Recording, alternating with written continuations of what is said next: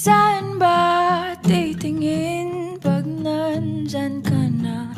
Magkukunwari na naman bang di kita kilala?